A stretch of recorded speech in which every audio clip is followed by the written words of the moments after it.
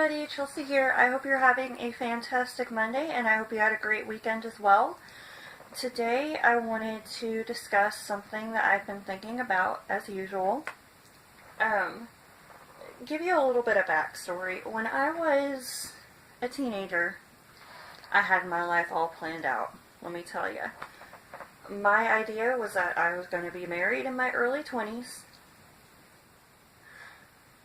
have kids in my mid-20s, have more kids in my late 20s, and have some more kids in 30s and live happily ever after. It hasn't turned out that way, and one thing that I've learned is that in life, nothing is going to go exactly how you want it to go. Am I right? And there was a quote I saw years ago that said that what really messes us up is the idea in our minds of how it's supposed to be.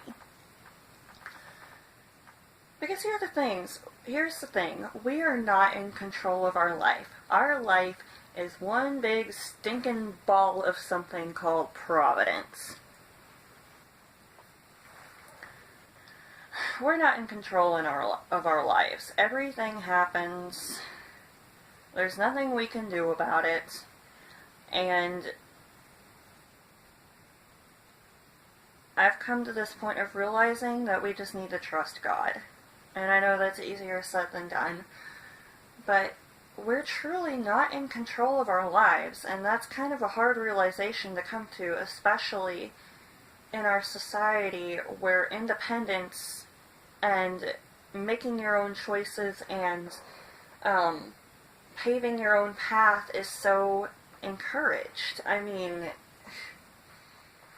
it's like, if you're not in control of your life, what are you in control of? I mean, we feel like we have to have everything planned out and under control, but the truth is we do not. We can make plans all day long, but that doesn't mean they're going to happen. We can do everything we possibly can, but then there'll be things that come up and completely change, and things are different, and we have to figure out what we're going to do next. A few years ago, my first boyfriend and I broke up. I haven't dated anybody since then. He's the only person I've ever dated. And it taught me a lot. I learned a lot from it. In many different ways, from, even what I want to look for in the future in a guy to, different things. Like, that relationship taught me a lot of things, and I definitely know what I don't want. I think maybe one of the bigger things, but this has led me to this kind of realization at just how obsessed our society is with love, and how that has had an impact on even me. And I love a good love story as much as anybody. I mean, hey, I'm a Disney fan. I mean, obviously, I enjoy a love story. I love things like The Fault in Our Stars, or, Harry Potter, or even the sweet underlying love story in The Hunger Games as much as the next girl. But girls like love stories, that's kind of how it is. But I've also had to train myself to realize, and I'm trying to work on getting this to click in my mind, that that's not the most important thing, no matter how our society tries to portray it. We kind of have this whisper coming into our ears that our life is going to be worthless if we don't fall in love. Yeah, this little monster whispering in our ears, you need to fall in love or your life is going to be worthless.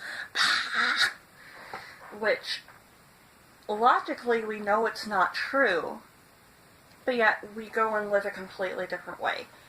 Our life is one big ball of Providence, and our life is not going to ever turn out how we expect it to. And honestly, I think one of the biggest reasons we have such a confusion about love in our society and its role it's supposed to take in our life, even as Christians, is that I don't know that we really understand a lot of the time what love actually is from a biblical standpoint. We allow what society says about love to influence what we think about it. When the truth of the matter is, the Bible does not say that romantic love is the most important thing. And as a matter of fact, the Bible actually describes different kinds of love. And that's our problem with dinky little English. We only have one word that describes everything, and it can make things super confusing. Don't get me wrong, I love English, but still, seriously. The New Testament of the Bible was translated from Greek, and so there's a few different kinds of love that they describe in the Bible. I'm about to talk about those. First is eros, which is romantic sexual love. Next is storge, which is familial love, family. Next is phileo love, which is brotherly friendship love. And then the last one is agape, which is self-sacrificial love. Agape love is actually the most important, and it's the one that is most talked about in the New Testament. It is a self-sacrificial love that always seeks to put the needs of what is best for that other person above your own, whether or not they deserve it. That is agape love, and that's actually the basis for every other form of love. Agape love is kind of what holds it all together and what can make all those other types of love even better. But agape love kind of surrounds it all. And agape love goes more than 100%. And it is given whether deserved or not. And this love was exemplified with Jesus. He loved everyone, no matter what they did, who they were, where they came from. Jesus gave it all. He died on the cross. Under the Old Testament, animals were sacrificed for atonement for sins. Jesus came and lived an absolute perfect life. The animals that had to be sacrificed had to have no blemish. They had to be the absolute best. Jesus lived a perfect life. He was blamed for something he did not do. He was accused of things he did not do. And he was crucified and killed. He was the Son of God, the perfect, spotless Son of God. Died for our sins. God had that plan for him to be the sacrifice for our sins because we have a huge sin problem that we can't do anything about. That is why Jesus came. And that is the absolute greatest example of agape love. Self-sacrificial love. And that love makes all the other kinds of love so much better. Agape love truly is the driving force of Christianity, and we don't think about that. It's like, oh, everything we do needs to be driven by that love. And that leads me to this, that sacrifice Jesus made, what giving up his own son, Father giving up his only son.